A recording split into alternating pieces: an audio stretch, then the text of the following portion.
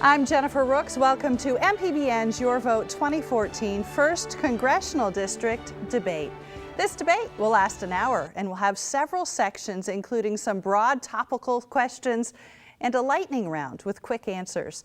The questions used in this debate come from the MPBN news staff and from members of the public. We have an independent in this race, Richard Murphy. He has worked as a civil engineer and served in the National Guard, including being deployed overseas for Operation Iraqi Freedom.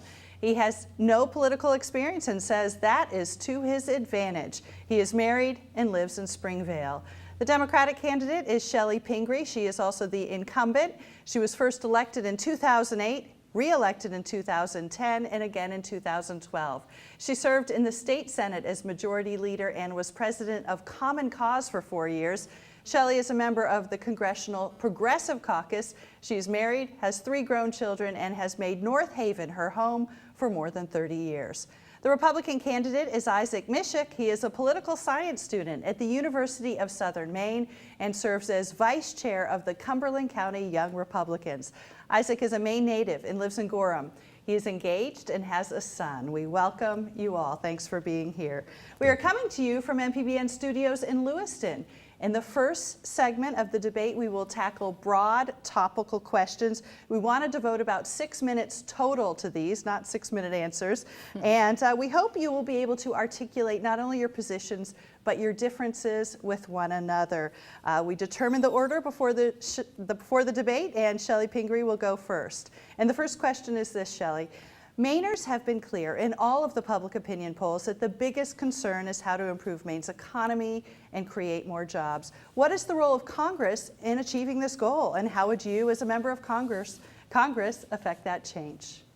Well, Mainers are absolutely right, and that's certainly what I hear all the time from people who stop me on the street or talk to me generally about their concerns.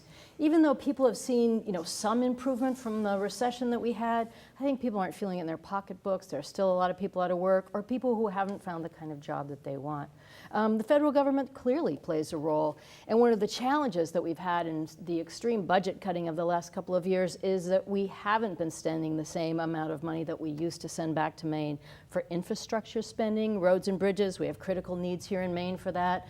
Increasing our broadband access, the kind of things that give more communication opportunities to businesses, assisting people with small business loans, access to credit, that's very critical, and the SBA plays a big role in that.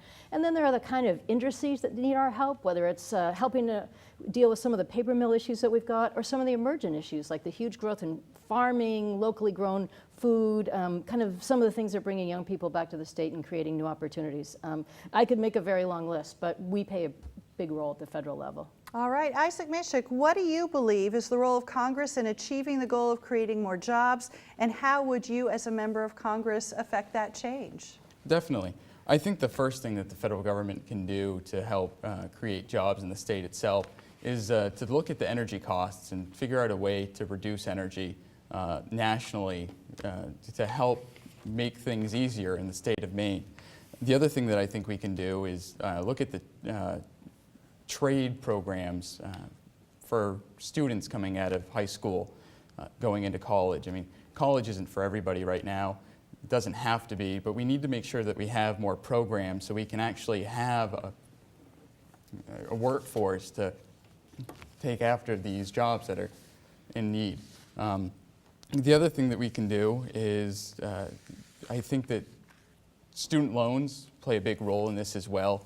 And we need to look at how we can decrease the costs in school to make sure that we have, again, labored, skilled people to come out of college and take up these jobs. Richard Murphy, what is the role of Congress in creating jobs and improving the economy in Maine? Well, Congress definitely has a hand in that. At the federal level, I think that there's a lot less spending that needs to happen. There was roughly $632 billion out of the federal budget in 2013 that was taken from us, the taxpayers, given to Washington, and then Washington takes it and divvies it out and sends it back to who they feel and what programs they feel should deserve it. I think that if a lot less of that money was taken out to begin with, it would help. And then again, we need more spending on the infrastructure, absolutely. Improving the availability of natural gas, working on our statewide transportation system, things like that. So you advocate for lower federal taxes Absolutely. to start with? Yes. All right. Anybody else have a follow-up to what you said earlier, based on what the other candidate said? No? Okay, we'll go to our second question, begin with you, Issac Misiuk. Maine people continue to rely on oil for energy, more so than most other states. What policies will you pursue to relieve the cost burden that overwhelmed so many people in Maine this past winter? You know, it's a great question, and one of the things that I've seen recently is the majority of Americans right now, that sits at 61%, support the Keystone Pipeline. And the House numerous times has passed that, and it's been killed on Harry Reid's desk. I think that we need to pursue that. I think we also need to look into becoming energy independent and not so dependent on foreign oil. The other thing that we can do is to make sure that we're exercising all of our research skills to look at wind, because I think wind does play a big part in what's going on, but I don't think it's fully there yet, and I think that we can look even further on that as well. All right, Richard Murphy, what do you believe, what kind of policies would help relieve the burden that Mainers face every winter when it comes to heating their homes, and businesses too, for that matter, of course? Well, Maine is one of, if not the most oil-dependent state in the entire country. And I have to applaud the efforts of the 6 New England governors who have been working to bring more natural gas into New England. I support the Kinder Morgan pipeline from Pennsylvania into Northeast Massachusetts. It's a critical supply line. I also support the Spectra Energy Atlantic Bridge project, which is a new pipeline from Boston through Maine into Canada. And I think that we really have to work on bringing natural gas into the state and improving the access, both interstates and across Maine in general. It will lower the cost of the average homeowner about $1,500 a month, a year. And it will also represent a typical 40% savings. It'll boost everything. Small businesses, homeowners, it needs to be done. We need to diversify our energy portfolio in the state. Issac mentioned wind power. Do you support expanding wind power in the state of Maine? Offshore. I think I'm not a big fan of onshore wind power. I don't think it's as effective and efficient as offshore wind power is. All right, and Chellie Pingree, what do you believe should be done to relieve the cost burden that high energy costs bring to people in Maine? Well, frankly, people have already brought up some good ideas and things that I also support. I felt very fortunate in my first term in Congress. We actually passed an energy bill. It didn't get beyond the House into the Senate, and we haven't taken up the issue since. But one of the things I think Congress was addressing then were these very issues that really have a huge impact on Maine. Everybody's right. Maine is the most oil-dependent state, I think, in the nation. It's like about 80% of people in the state still depend on oil, although it is changing as we get more opportunities to expand into natural gas, and that is a huge cost savings in those places where people can access it, and we need to expand that. I also have been a huge proponent of some of these alternatives and investing in those alternatives. The federal level, we've pulled back a little bit, but there has been some opportunities created out there for offshore wind power, and Maine could be a huge leader in that if we were able to move forward on it. I think that onshore wind is a good thing, solar power. We've had some amazing developments in tidal power, and I think have one of the only operating sites in the country where it's now putting tidal power from down East Maine back into the grid. And then weatherization of homes. We also have about the oldest housing stock in the nation. So that means a lot of houses are very drafty. They need, tighter windows and better insulation and energy audits to let people know where they're losing that energy and sort of putting money out the door. A lot of people who need the help are the ones who don't have the resources to put into fixing up their houses, and that's where LIHEAP comes in and some of the other programs that I think are critically important at a federal level, assisting those people who just barely get by with some of those energy audits and putting in ways to reduce their energy use. And I think everybody in our delegation is always fighting for LIHEAP. That is the oil assistance program that states like ours that are so dependent are always fighting for, and sometimes we get in a battle with our colleagues in other states who don't think it's so important. But we know in Maine, if we don't have that energy assistance in a winter and we get another cold winter like last one, a lot of people just, they can't make ends meet. And I know that a point that's been brought up often in the last few years is, why are we spending all this money on helping people buy oil? And some people have suggested we should be spending that same money helping them weatherize their homes. Issac, Misiuk, do you support having the federal government provide some sort of program, whether it's a grant or a tax break or something like that, for folks who are low income who need to weatherize their homes or should be weatherizing their homes for greater efficiency? I think it's something that we can look into. I don't know the exact details on such a plan, but the money is already there to pay for and help afford oil heat for these families. I think that that money could be utilized elsewhere as well. Yes, I would support something like that. Okay, and Richard, what do you think about using federal funds to help in weatherization efforts? I would support it at a certain level, but I find it really interesting, a comment just mentioned by Congresswoman Pingree that the energy bill, they started working on it but pushed it off to the side. They haven't gotten it back around to it yet. I think that that's something that when you're down there representing us, you really have to put your foot down and make sure these things do get addressed.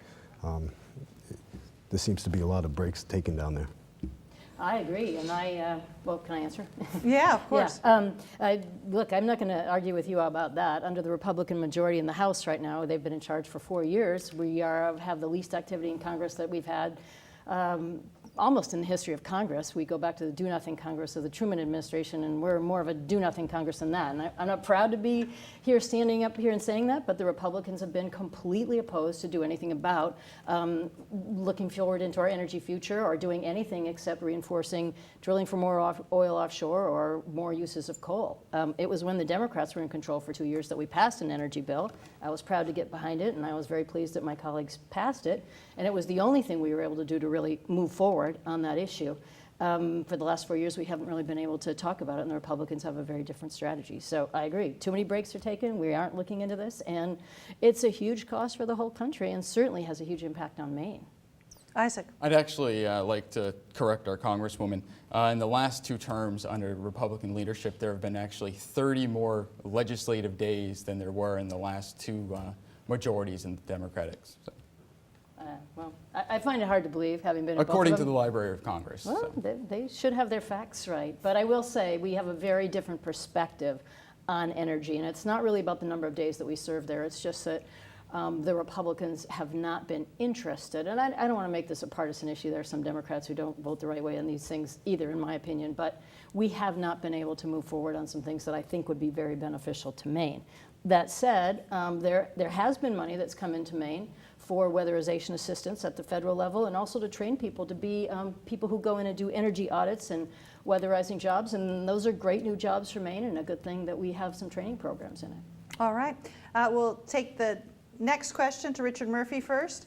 Do you support President Obama's Affordable Care Act? Would you change it in any way? And if so, how? Well, this comes up a lot. I do not support, as it stands right now, the Affordable Care Act. It's an unaffordable care act as far as I'm concerned, and a lot of people are concerned.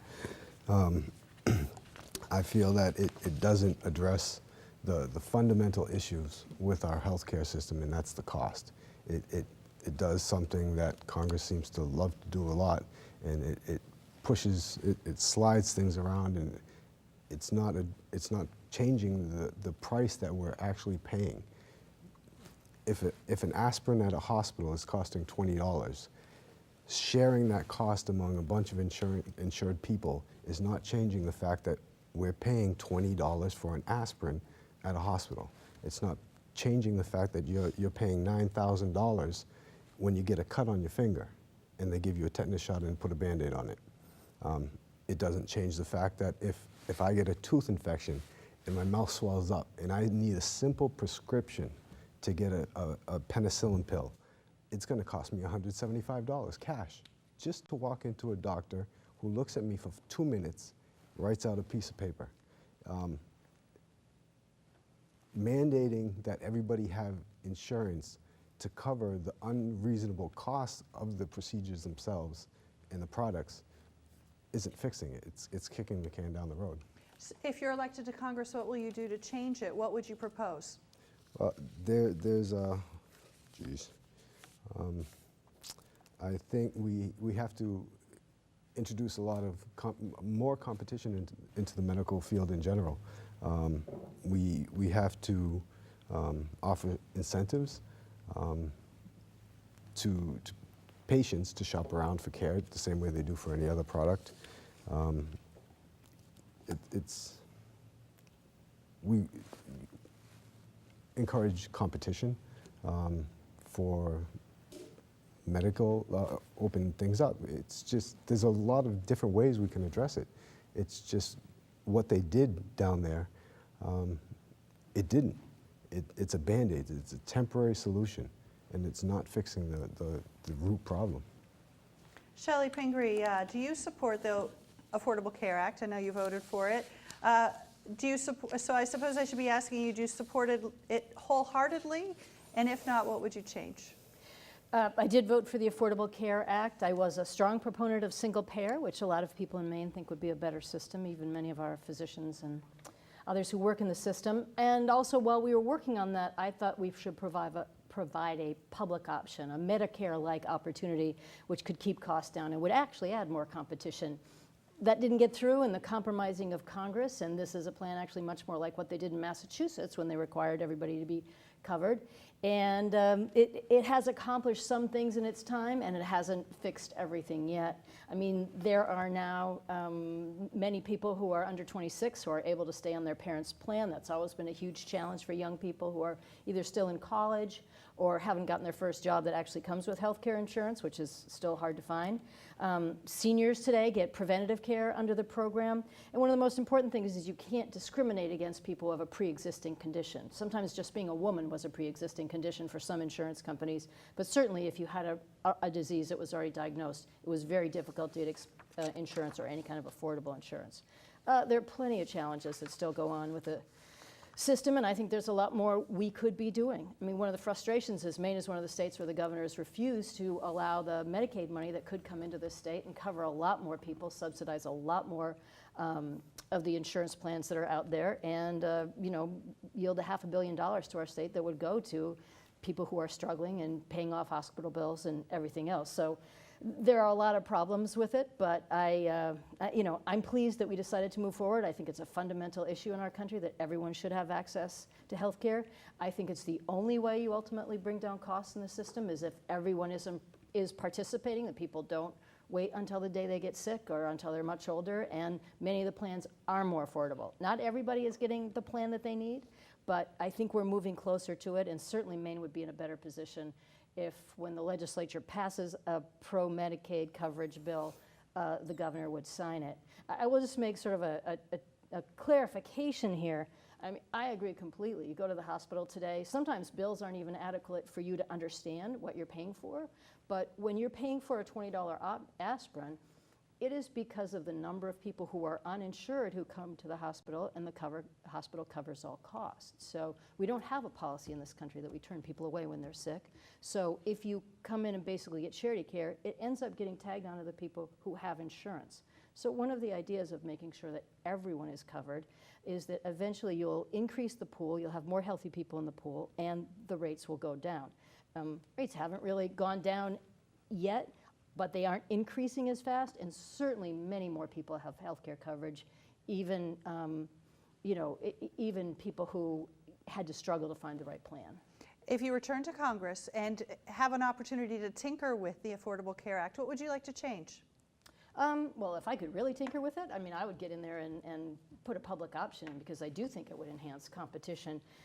Fundamentally, I mean, one of the issues I worked on when I was a state legislator that I've signed on to every year I've been in Congress is allowing opportunities to negotiate for the price of prescription drugs. We do pay the highest prices in the Western world for prescription drugs here. It's one of the biggest challenges that seniors face, and we could get more cost competition in there on prescription drug pricing, which would really help people with chronic illnesses and people who struggle to pay their medical bills. So there's plenty of tinkering that can be done. So far, we haven't had that opportunity because Congress is usually presented with, again, I don't want to keep pointing a finger at the Republicans, but the Republicans keep putting up bills that say repeal or nothing. And at this point, you can't repeal this bill. There are too many people who are too much engaged in the system. We really have to move forward and keep making it better.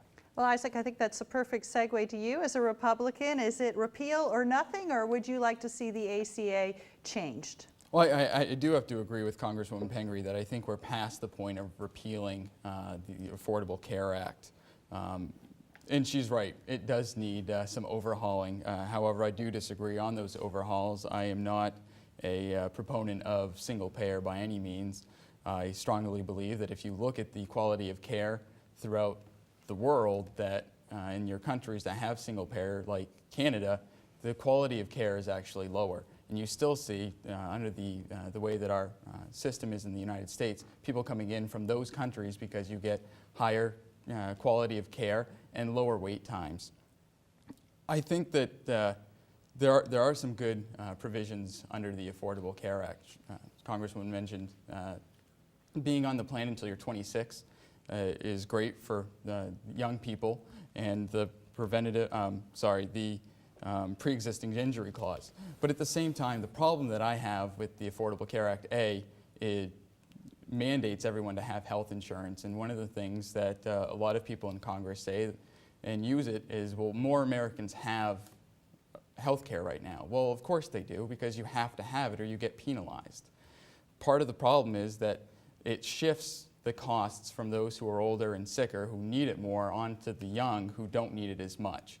So someone who is younger, who doesn't smoke and doesn't drink, is actually paying more than someone who's older, who drinks heavily and smokes 12 packs a day.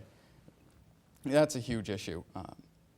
The prescription drugs, I agree that that's a problem. I mean, prescription drugs are extremely high in their costs, and we can do a lot more to help those who need them, a lot more to live a lifestyle that they would like to have, not in pain. In terms of the Medicaid money and the expansion in the state, I think that we can look at that in depth and look at who's utilizing that system that doesn't need it and who's taking it away from those who are. And if we look at what the last time we expanded, we were promised that the state would be paying so much, and then we ended up paying more than that. Well, that's a problem there too. And I think that we need to really take a step back and look at where we're going in terms of this healthcare system and look at the things that really need to be looked at. All right, the final question of this section will be about foreign policy. Chellie Pingree, do you support President Obama's policies to deal with ISIS and other terrorist groups? It's a really difficult issue, and I think it's one of the toughest challenges that anyone who serves in Congress has to take on, is making international policy decisions, and some of the recent ones that we've had to deal with.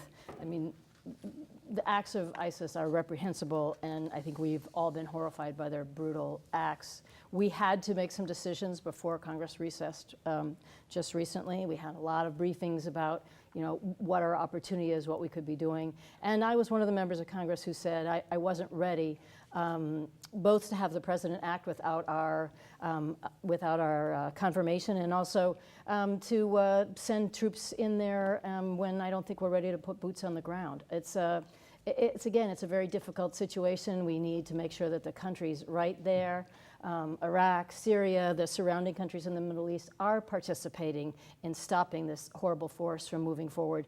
But I opposed the war in Iraq. I opposed our war in Afghanistan. We've learned a lot of terrible lessons from that. We've lost a lot of soldiers, and we've lost a lot of resources here in this country. I think Americans aren't ready to be the police people of the world. They want to see us investing those dollars back home, and hard as it is, I think we have to take this very slowly. And I had huge concerns about the president moving forward. Issac Misiuk. I totally agree with the Congresswoman that the United States should not be acting as a world police. However, this is where actually all three of us differ. I think at this point we can't avoid boots on the ground, unfortunately, and I hate to say it, I hate the idea and thought of sending our armed forces overseas to fight again. I don't think we have to do it alone. I think that we can use our allies in the Middle East. I've said it, the Kurdish army, the Peshmerga, have already stated that they'd be standing with us for our cause, and I think that we should utilize them. Actually, some of the weapons that are being used against us right now were intended for them. They didn't make it there. And I also disagree with arming Syrian rebels, because right now they're with us, but I don't honestly believe that the enemy of my enemy is my ally at all. Unfortunately, this is a tough issue, and the fact remains that airstrikes have never won a war. They're great for softening targets, but unfortunately, this evil organization has entrenched themselves in areas that, unfortunately, airstrikes can't reach. And we're left with a decision to make. On September 11th, a horrible accident, act of terrorism plagued the United States. And unfortunately, they did the same thing. We waited and played it slow, and unfortunately, we lost thousands of lives. I don't think we can take that chance right now. I don't want to take that chance right now. I think that we need to make sure that we stop this organization in its tracks, and we can do that by using our allies in the Middle East. All right, and Richard Murphy, what is your stand on the U.S. reaction to ISIS? That was a lot of unfortunate. I don't think that we should be relying on other nations over there participating in our efforts. It should be their effort and theirs alone. We have to return to a policy of active private engagement without getting involved. They have to remove their own bad eggs. They have to institute their own democracy if that's what they want to do. They have to make their own laws. And we have to sit back and let them do what they're going to do with their countries. It's not our fight. We've lost enough, we've spent enough, we've had enough. And as somebody who's been there and done that, it's not something I want to do again, and I don't think anybody in this nation should do again. All right, well, that concludes the first section of this debate. We're going to take a quick break, and we will be right back. This is a box that showed you a world beyond your own. It was just a box, but the world has changed, and so have we.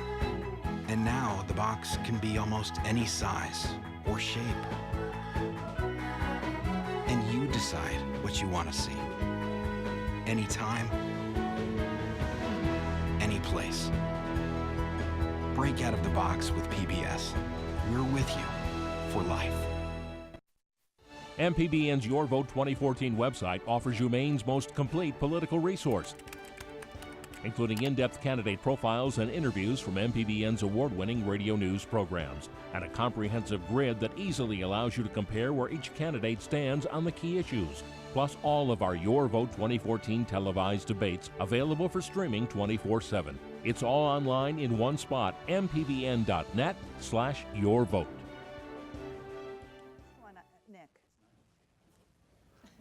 And welcome back to MPBN's Your Vote 2010 debate between 1st District congressional candidates. We're going to the segment of the debate which features your questions. These are questions from the public. We want to thank everyone who submitted questions. We will give the first question to Issac Misiuk. This is from Brett in Portland. Would you support a constitutional amendment limiting campaign contributions from either individuals or corporations? Great question. No, I would not.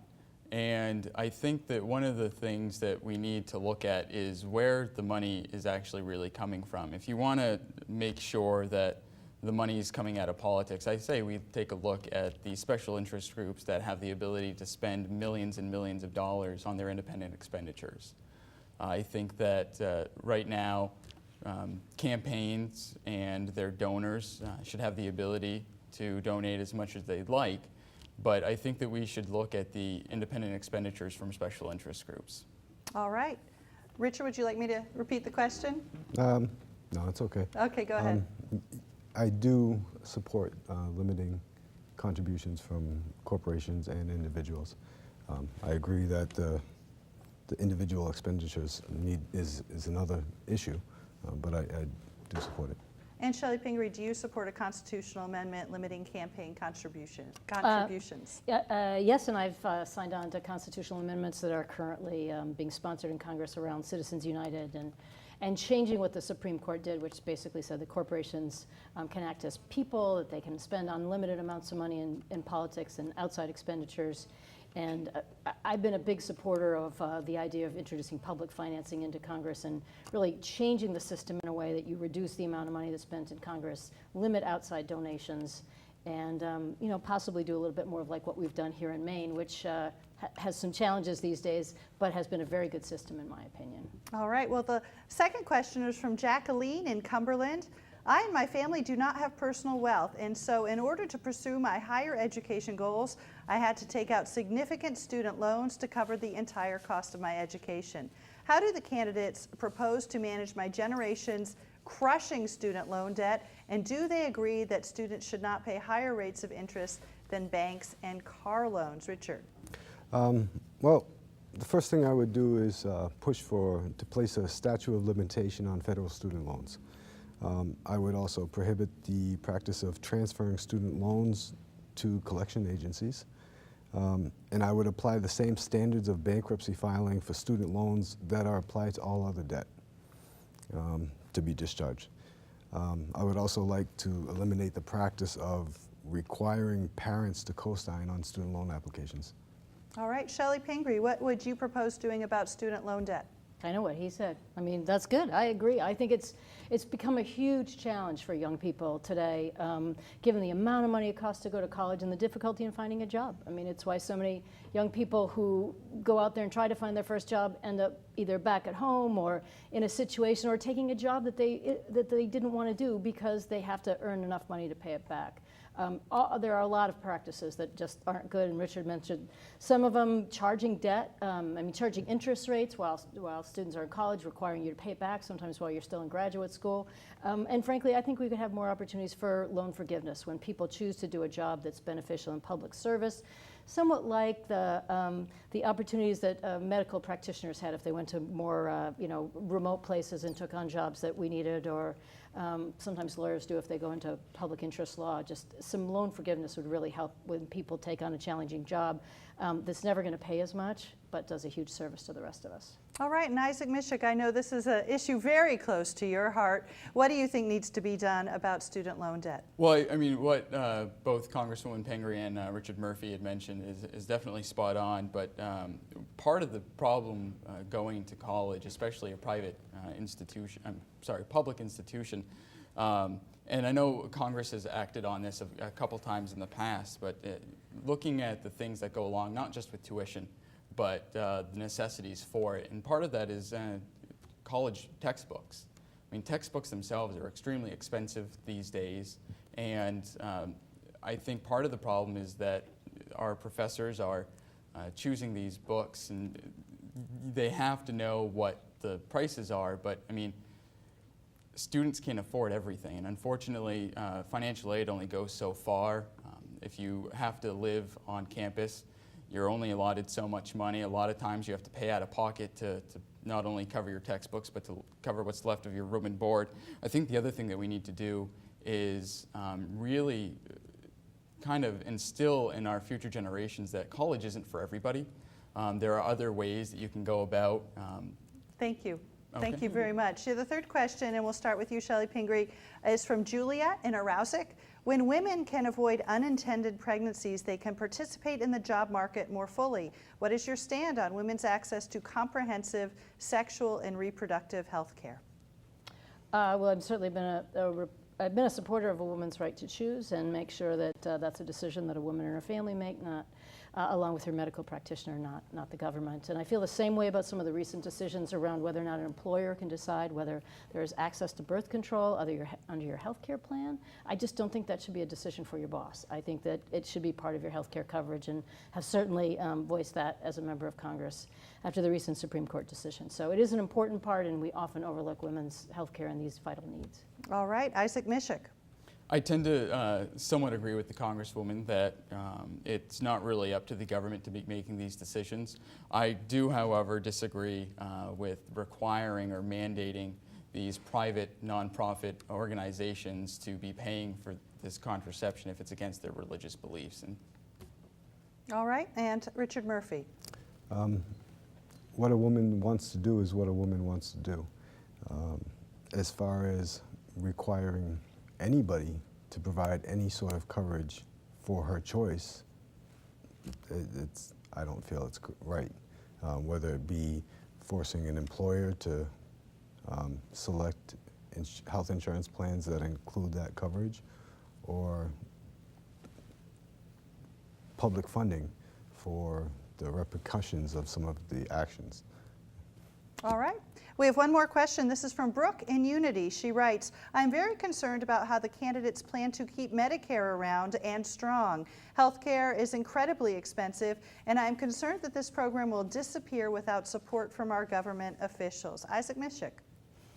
well, I think that we need to make sure that the money is being spent wisely and not going to individuals that are taking advantage of the system. And I think part of it can be done by Congress looking at where the money is specifically going. I don't think there's enough oversight on that program as there should be. And I think that that's the first step that we can do to making sure that the program's there in the future. All right, Richard Murphy, what should we do with Medicare? Medicare, I believe the reimbursement and the care delivery model has to be changed. I think that Medicare has to be allowed to negotiate prices on drugs and other services to increase competition. And I think that a lot of the other programs should be transferred to the states and remove the federal government's involvement. All right, and Chellie Pingree.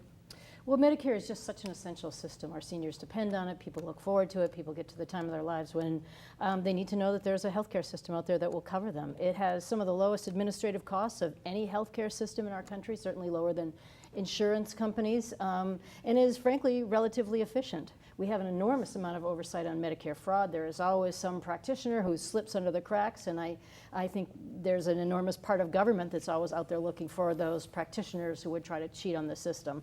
That said, we could cut costs by, just as Richard said, negotiating for the price of prescription drugs. We do pay the highest prices in the world. Congress, more than a decade ago, opted to not put that into the bill in a very contentious decision, and I think we should get it back in there so that the United States can negotiate for good prices. Frankly, reimbursement rates are a huge issue for practitioners in our state.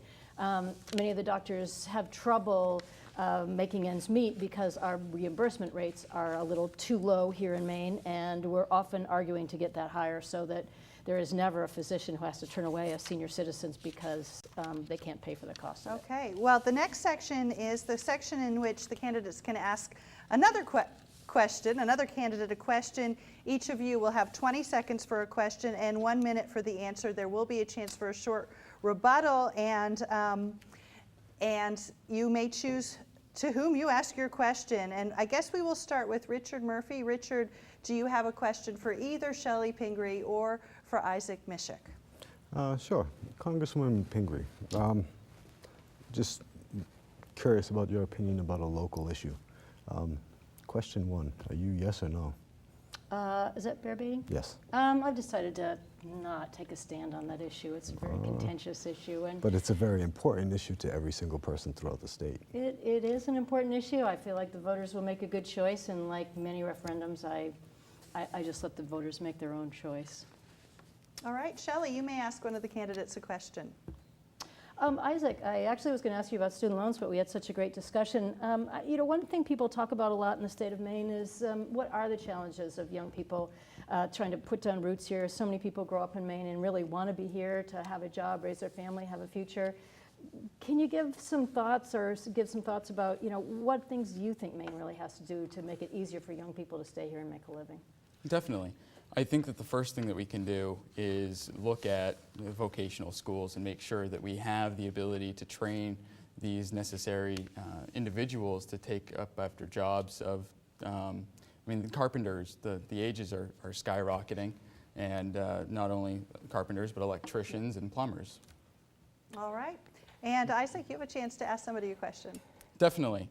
I'd like to ask Richard Murphy a question. And my question for you, Richard, is you've been a big proponent right now of the unenrolled candidates, unenrolled population in the state of Maine. My question to you is, have you decided with what party you'd caucus with in 2000, if you were to win this election? I saw that pop up on your Facebook. Who was it that? Mark Christie, I think his name was, asked me that. We all learn everything through Facebook. Facebook, Twitter. It'll depend on the issue. I'm not going to caucus with any particular party. I'm going to look at every single issue as it comes across, read the legislation, evaluate it, and vote. Am I able Sure. to follow up?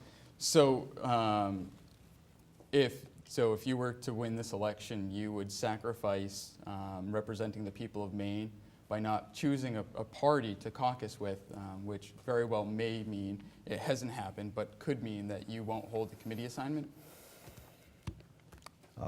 I won't be sacrificing representing the people of Maine. I'll be down there voting the same way I told them I'd vote on the legislation as it comes up. All right, well, thank you. That's the end of this section, and we will be back after another short break. This is a box that showed you a world beyond your own. It was just a box, but the world has changed, and so have we. And now the box can be almost any size or shape. And you decide what you want to see. Anytime, any place. Break out of the box with PBS. We're with you for life.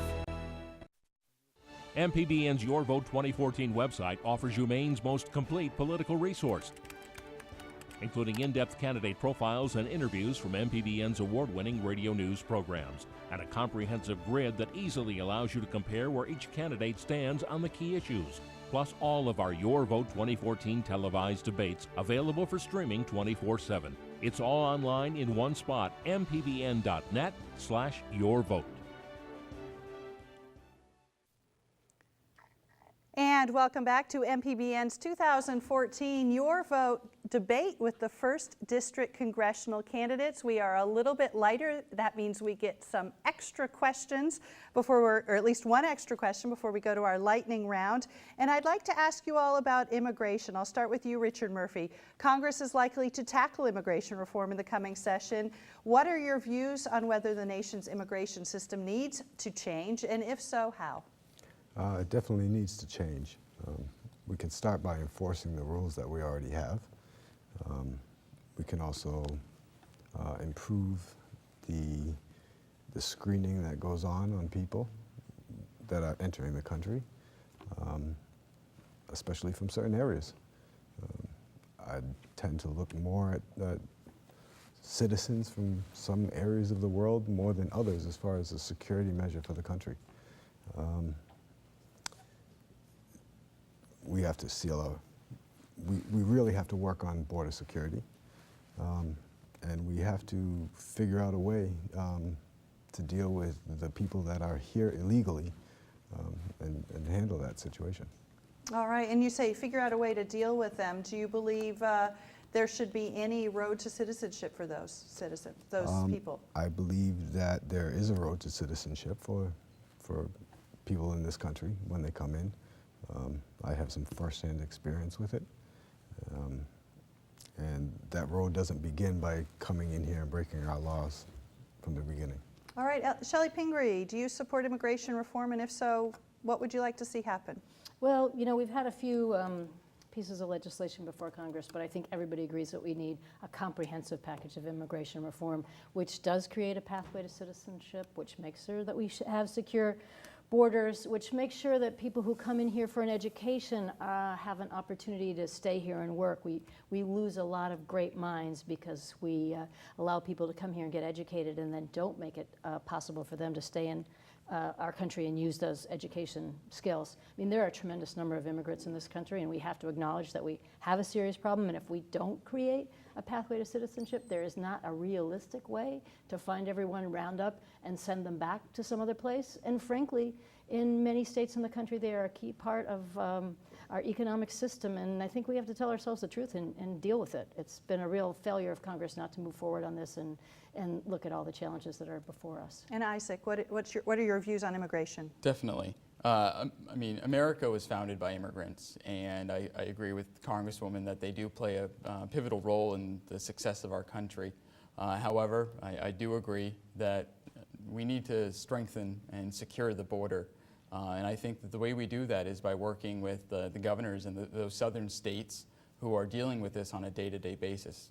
There is a legal process to come into this country, and I don't think that we should be rewarding the immigrant population that comes in illegally by just granting them amnesty to stay in this country. It's tough.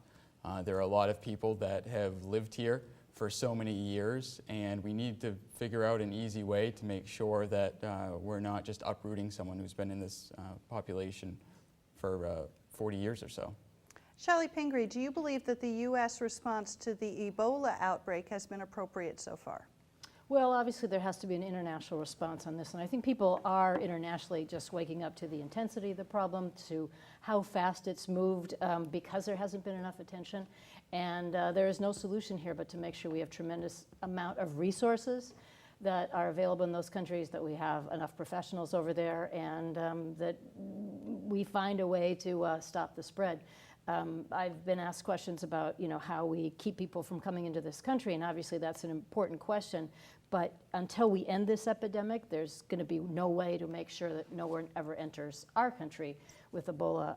I think we're allocating resources now. We're sending in our military to be of assistance there, and we have to make sure a lot of other countries are participating with this because it's a very serious issue. All right, Isaac Misiuk. I do agree with that statement that there's a lot that can be done and is being done. However, I disagree with sending in our military. Our military isn't a social service to be just used willy-nilly, in my opinion. I think that there are agencies within the government that should be utilized in this. It's a scary thing, Ebola, and we need to make sure that it's not coming into the United States as best we can, and it's not spreading like wildfire. And I think part of that is by securing our borders and tentative screenings for flights that are coming into the United States. All right, and Richard Murphy, do you believe the U.S. response to Ebola so far has been appropriate? I don't believe we should be using our military in that capacity. There's health organizations that are international that would be able to handle that better if our military is for our nation. As far as keeping it out of the U.S., it's going to be very difficult unless we're willing to make some very hard decisions, such as this nation, these people, there's a problem here. Until the problem's rectified, if you have a passport from that country, you can't come here.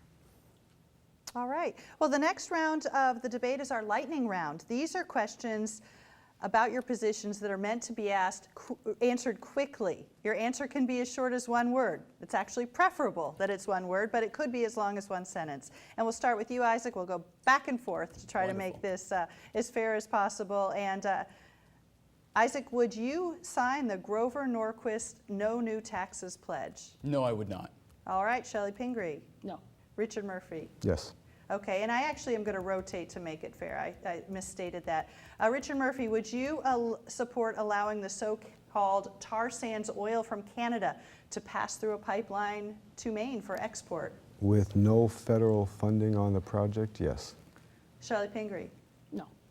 And Isaac Misiuk. Yes. Chellie Pingree, do you support federal funding for Amtrak? Yes. Isaac Misiuk. No opinion. Richard Murphy. No. I just asked you the question first, didn't I, Chellie? Isaac Misiuk, would you vote for term limits for members of Congress? Most certainly. And Richard Murphy. Absolutely. Chellie Pingree. No. All right. And Richard Murphy, list 2 programs in the federal budget you would vote to eliminate. Eliminate.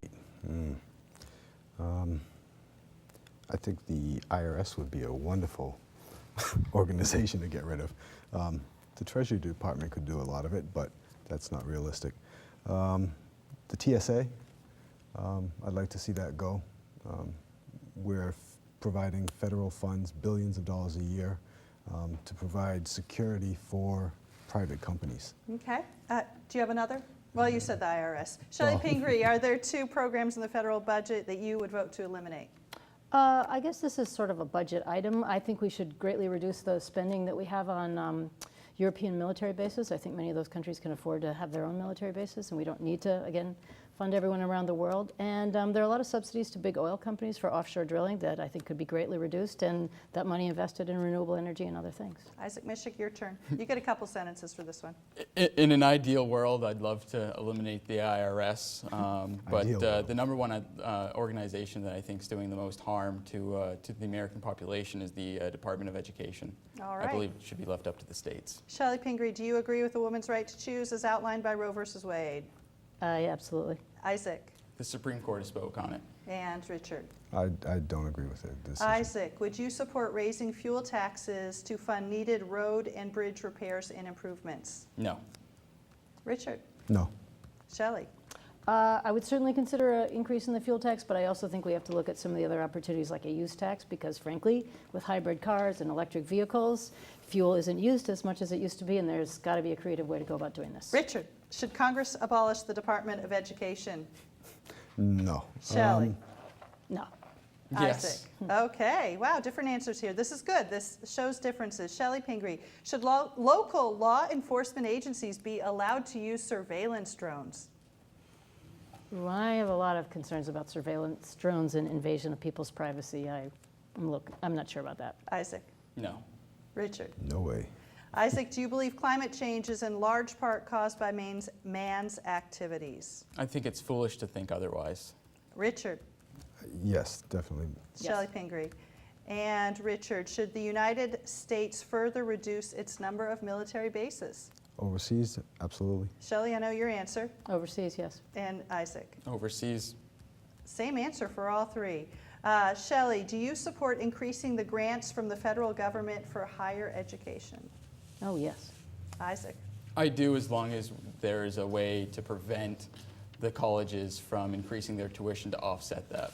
Richard. Can you repeat? More federal grants for higher education. No. Isaac, do you support or oppose restrictions on bear hunting on next month's ballot? Question one. Shelley was asked this. Yes, I do not support the referendum. All right. Richard? Vote no on number one. And Shelley, you've already said you're No not opinion. going to say. Richard Murphy, should the federal government legalize the use of marijuana for medical purposes? I think that's a state's issue. Shelley? Yes. No. Isaac? Shelley, do you support legislation? Oh, excuse me. Should the federal government regulate and require labeling of genetically modified food? I'm a sponsor of the bill. Isaac? I have no opinion on that.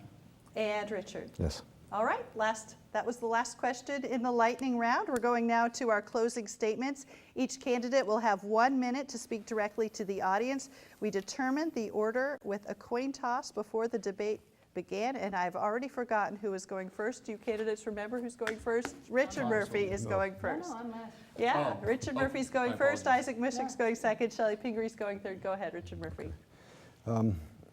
You have three options in front of you.